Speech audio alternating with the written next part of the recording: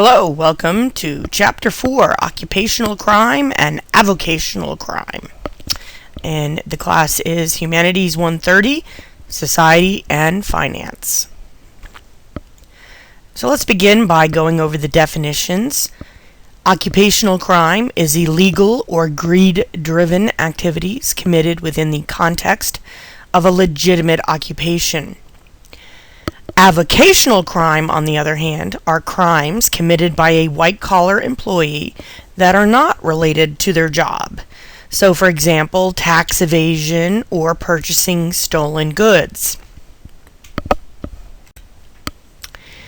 So, examples of crimes that are committed by small businesses within the context of occupational crime include deceptive advertising, illegal pricing practices, the sale of stolen goods, non-payment of taxes, bribing state officials such as building inspectors, and the exploitation of employees. So, for example, a lot of college students often work in restaurants, and what you see is some restaurants will demand a cut of the tips that restaurant employees are making, especially the credit card tips. Some of the big companies in the Philadelphia region have been hit with lawsuits from their employees because they've been skimming tips. Another thing that happens quite frequently is that food that has fallen off a truck, so to speak, gets sold to restaurants at a discount, and the chefs will buy them because they get a serious reduction in price, which will reduce their food cost, which will reduce their overall expenses, which will increase their profits. The fact that the food is probably stolen is irrelevant because ultimately those stolen goods will be consumed that night. Retail crimes are very common as well.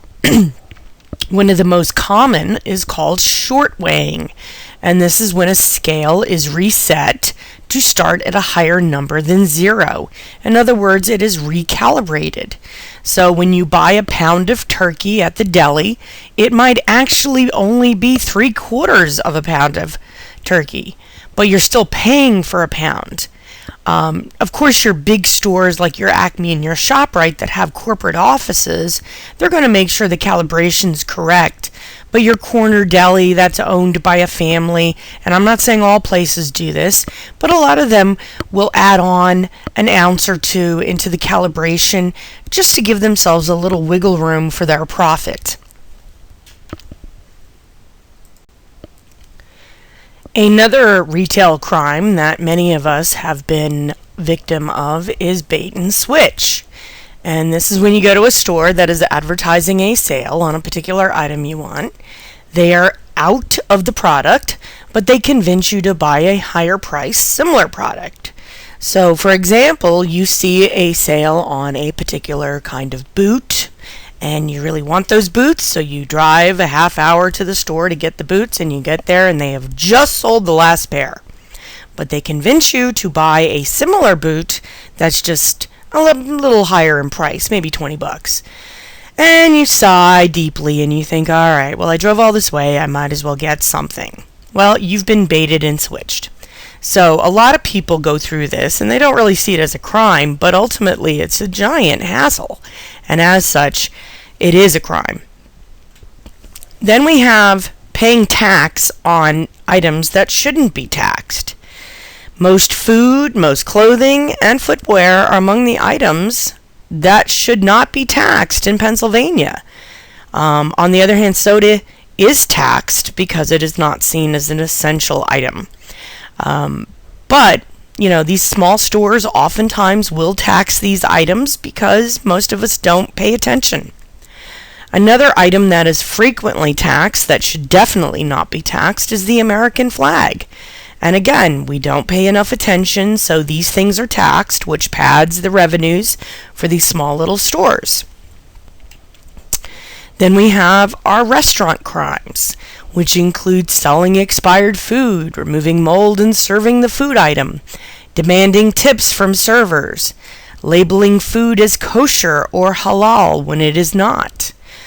Food that is kosher has been blessed by a rabbi and follows certain prescribed butchering routines for the Jewish religion.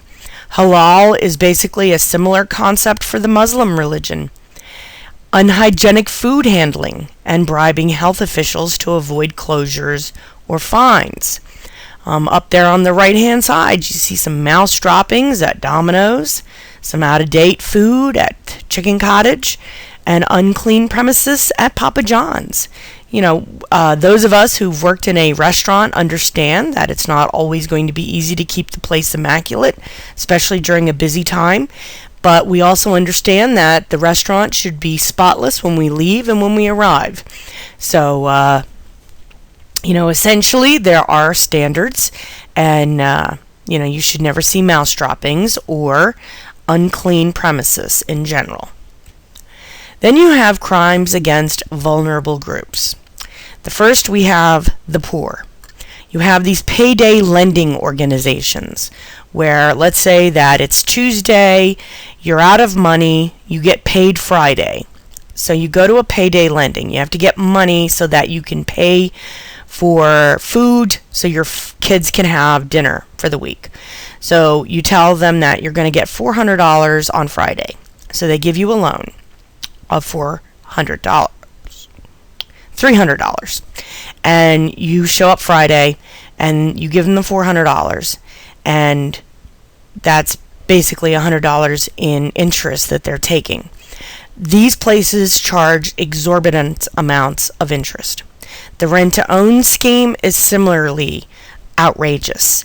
You may go rent a computer, $25 a month for 3 years. You're paying over $1,000 for a computer that might only be worth $300.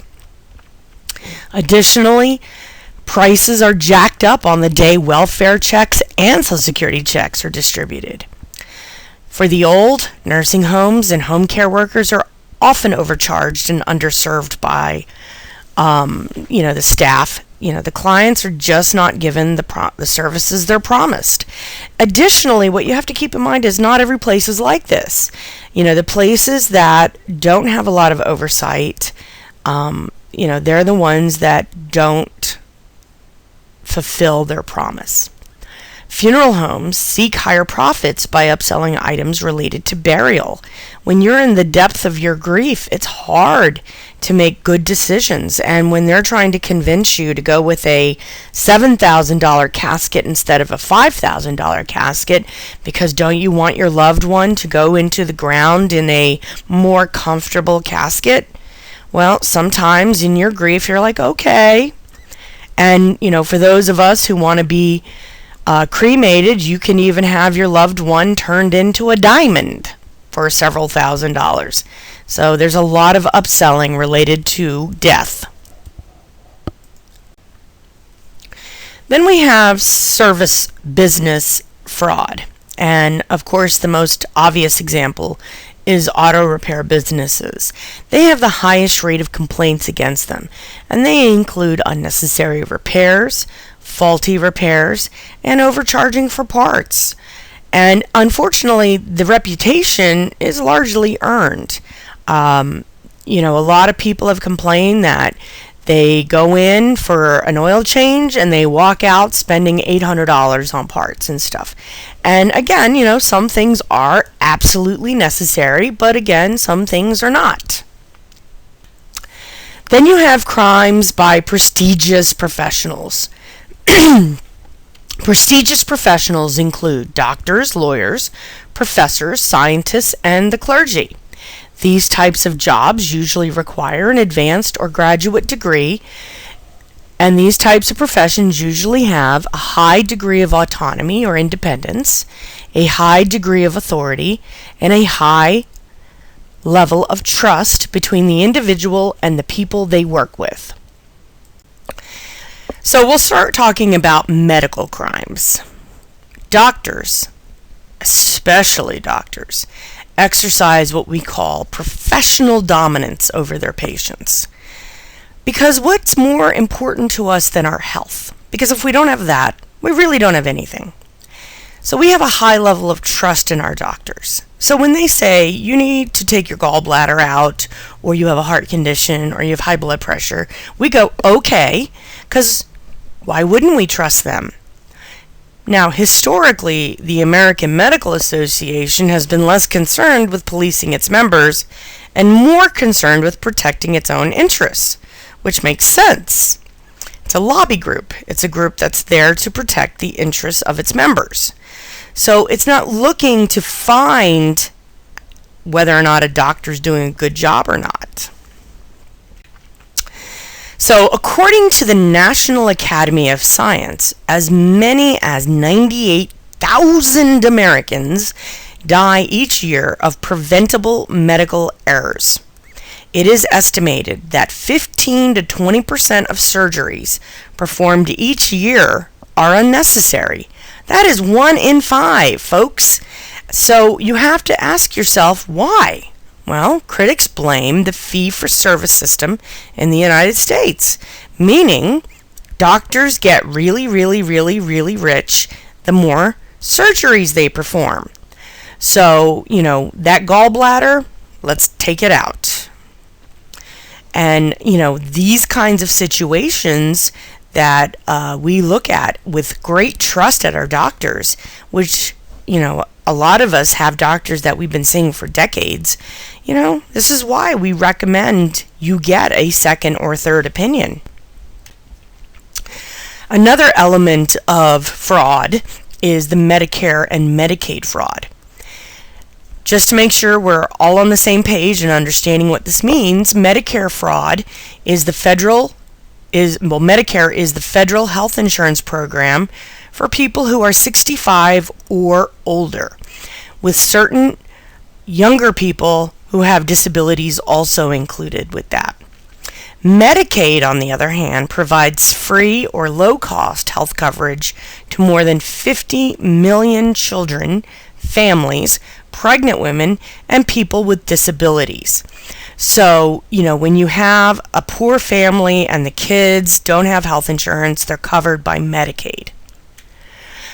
Now, what happens is you have these doctor's offices that are basically billing out the wazoo Medicaid and Medicare and essentially defrauding the federal government.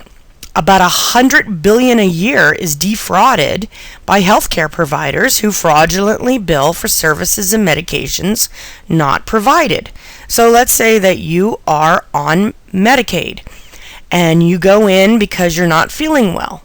So they give you a prescription for a Z-Pak and send you on your way. Well, when they send the bill to Medicaid, they may put in that they gave you an x-ray, they did a couple tests. You didn't get any of that. Well, of course, you're not going to stand up and say that because you probably don't even see the bill. And this is how they make all this money. This map on the right-hand bottom is all of the states where you had a clinic where a fraud ring was running, and it was a phony clinic. So these clinics were running that were defrauding the federal government out of money. And here's the issue. It costs so much money to identify, investigate, and prosecute these crimes that the government is reluctant to spend more money to stop these medical practitioners. So they kind of get away scot-free. And unless they are being excessive, the Department of Justice kind of just looks the other way because they have bigger fish to fry. And more importantly, less expensive fish to fry. So next we're going to talk about legal crime. And this is when a lawyer engages in criminal conduct in the course of their duties, including fraud and overbilling. There's also the fact that the desire to win a case is stronger than ensuring all actions that are taken are legal. Lawyers also engage in fraud when given the power of attorney. Now, what is power of attorney? Power of attorney is the authority to act for another person in specified or all legal or financial matters. So if you are really, really, really sick, you have cancer, and you are not in your sound mind, and you sign over the power of attorney to your attorney, they get to make all legal and financial decisions for you, up to and including clearing out your bank account if they are a scumbag. So, these are those kinds of crimes that oftentimes very vulnerable groups are also more likely to be on the receiving end of. Another legal crime that we often see is called collusion, and this is the line between client-attorney confidentiality and being a party to a legal activity being crossed. So, if you are being represented by an attorney, they will oftentimes not ask you if you're actually guilty. They just want to know if you're going to plead guilty or not guilty, because they don't want to be a party to your guilt, even after the fact. Additionally, there are many cases where lawyers and their clients work together to commit fraud against an insurance company. When a lawyer says, "Doesn't your neck hurt? Doesn't your back hurt? Don't you feel like you have lost the ability to enjoy life?" kind of leading the witness, that's collusion. Then we have high-level corporate legal fraud. I know you're going to be shocked, but they don't get treated the same way as regular old run-of-the-mill attorneys. So even though these attorneys are supposed to be looking out for the best interests of the shareholders, they often do the bidding of the corrupt corporate executives who hired them. However, these are not the lawyers who get disbarred. These are the lawyers who have the golden parachute, and they'll end up in another high-powered financial firm or law firm. Disbarred lawyers, on the other hand, tend to be marginalized solo practitioners who work in storefronts and don't work for corporations. So again, it's these big money guys who are able to maintain and sustain a legal career no matter how corrupt they are. Then we have my personal favorite, which is, of course, academic crime. In the late 1980s, a professor at New York University was convicted of using NYU labs to manufacture and sell illegal drugs. So, Breaking Bad was not the first show to dip their toe into this particular plot line. However, professors tend to engage in less occupational crime because we lack opportunity. They don't let us near money, generally. The crime most often committed is plagiarism. Stephen Ambrose is a very respected historian, and he has been found to have plagiarized some of his work. Doris Godwin Carnes is another historian who was found to have plagiarized some of her work. And it really does diminish their respectability in the academic field, which may not mean a lot to students, but in the field itself has a very significant impact on their reputation. Other academic crimes include misuse or embezzlement of grant money and university funds, forging their credentials, saying that they have a PhD from a particular college when they don't. Gross negligence, meaning they're not doing what they're supposed to be doing in the classroom. Creating data used in a fraudulent scholarly article. Exposing students to unsafe conditions. And conflicts of interest with research studies. I briefly want to just address the study that was done several years ago where a doctor tried to connect vaccinations with autism. And there were two major issues. The data that he was using was very inappropriate and not accurate. So that was one issue. The second issue is that there was a major conflict of interest. He was being financed by a pharmaceutical company that was trying to use a different kind of vaccination. Both of these, inaccurate data and a conflict of interest, was the reason why this study was demonstrated to be completely false, egregious. He was Not only was the article removed from publication, a retraction was issued, he lost his medical license, he was terminated from his position, but he also caused thousands of illnesses and deaths because people got scared and they stopped vaccinating their children. So, even though we don't really think about academic crimes as being dangerous, they are in fact very dangerous in some cases. And we have to keep that in mind, even though we might chuckle at the thought of a professor being a criminal. Okay, we're going to move on to religious crime. And again, people inherently trust the religious leaders, whether it's a priest, a rabbi, an imam, a minister. The most common religious crime is embezzlement. Now, in the 1980s, Jim and Tammy Baker, as seen on the right, were the leaders of the PTL ministries. They were found to be taking huge amounts of religious donations to live an extravagant lifestyle. And Jim Baker went on to prison for fraud. Now, this was just one small example of some of the outrageous activities of the evangelists in the last 25, 35 years.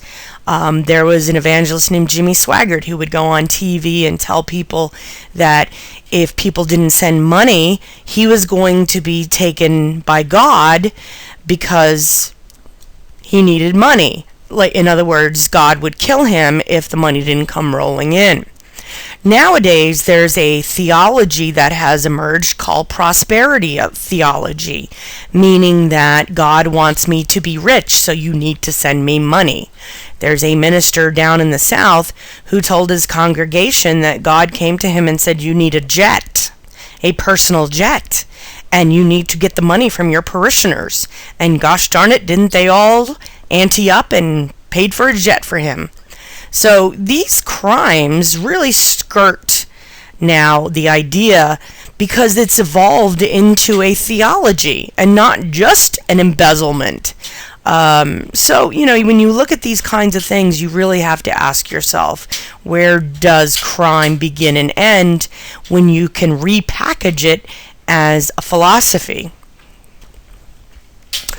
Another very egregious religious crime has been something that the Catholic Church has been dealing with for decades now, because they've been covering up molestation allegations against many of their priests. That itself is not a white-collar crime, but the purpose behind the cover-up was to avoid having to pay the large cash settlements to the victims.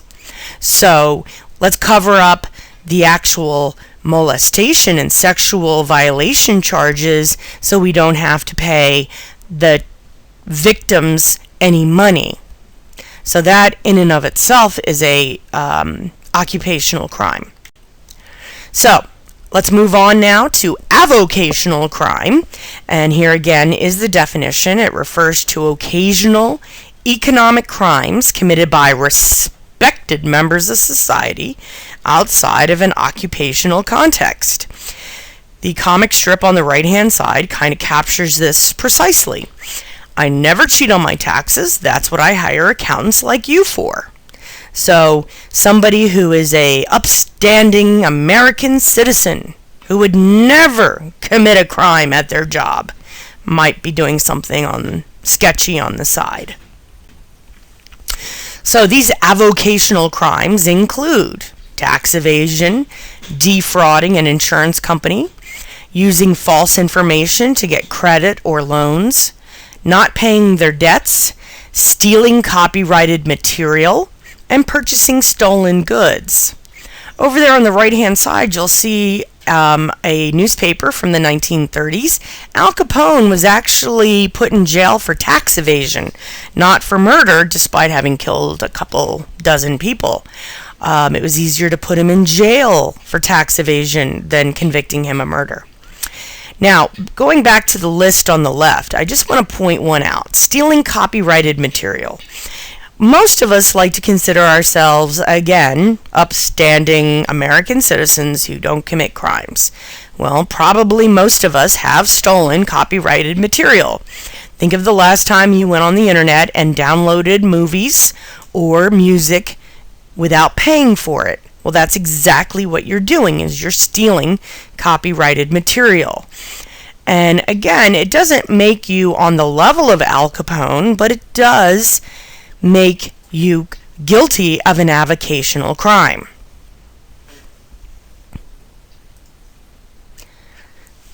Let's talk about tax evasion in more detail. This means that a person is not paying the taxes they owe. And this is done specifically by not filing, not reporting income, under-reporting income, and misrepresenting deductions. So you have 2 kids, you might put down that you had 6 kids. You suddenly come up with all these kids. The government is defrauded out of approximately $300 billion per year through unpaid taxes. Now, of course, if you remember back to Chapter 3, you might say, well, that's not much compared to what Apple and other big corporations evade or avoid every year.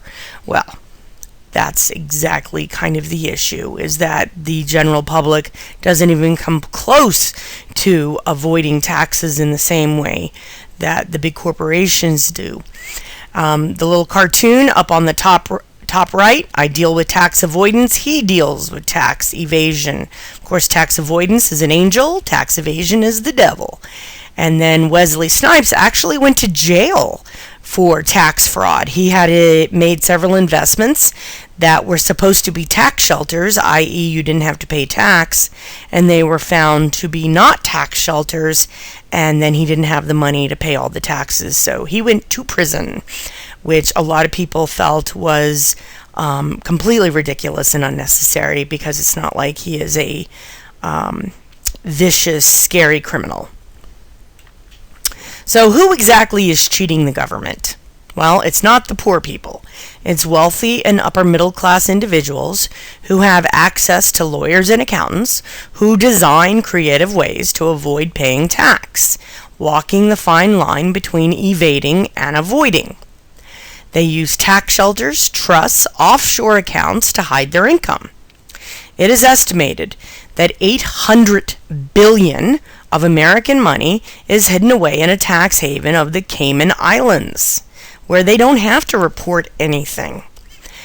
It used to be Switzerland, but after all of the rigmarole that occurred after World War II and the Jews trying to reclaim their money from the Swiss banks, and the Nazis basically stealing all of everything they could get their hands on, and the Swiss banks refusing to return the money to the Jews.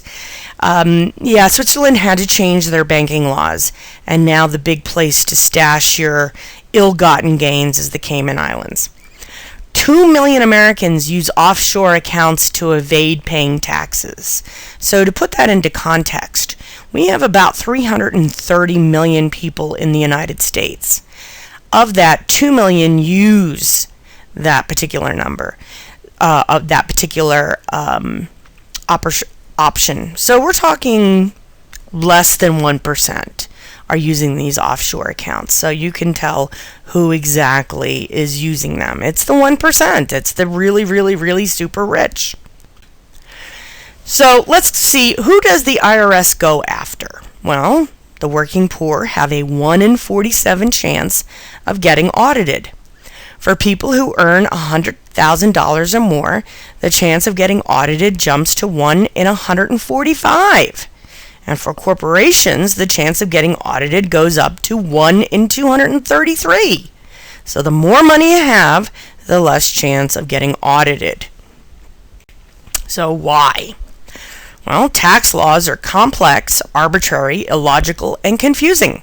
The tax code, admittedly, by everyone in the government, is a cluster. Additionally, the IRS has a very tight budget, which means that they don't have the manpower or the resources to go after the big fish. So they go after the low-hanging fruit. Now, we talk about insurance fraud. It is estimated that 20% of insurance claims are fraudulent.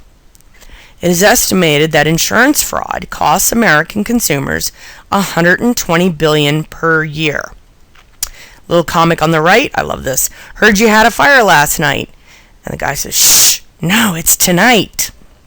So again, this idea of creating a accident, creating, in parentheses, an accident so that we can collect the insurance. Insurance fraud is a big deal, but that's one of those things that, again, you see a lot of people engage in, and a lot of people don't see it as a big deal. Last but not least, we have what's called insurance rate evasion. And this is another way to defraud insurance companies, which is to register a car in a neighboring state with lower insurance rates. So, for example, in New Jersey, we have extremely high car insurance rates. So people try to register their cars in PA and Delaware to pay lower rates. Our rates in New Jersey are literally double that in Delaware. So it's one of those scenarios that a lot of people want to do, and if they have a friend or a family member in Delaware, they will use that as their address and, hope to God they don't get caught. The point is, they may do this, but they, again, don't see it necessarily as a criminal activity. So that's it for today's presentation. If you have any questions, please feel free to email or text me, and I hope you have a terrific day. Thank you.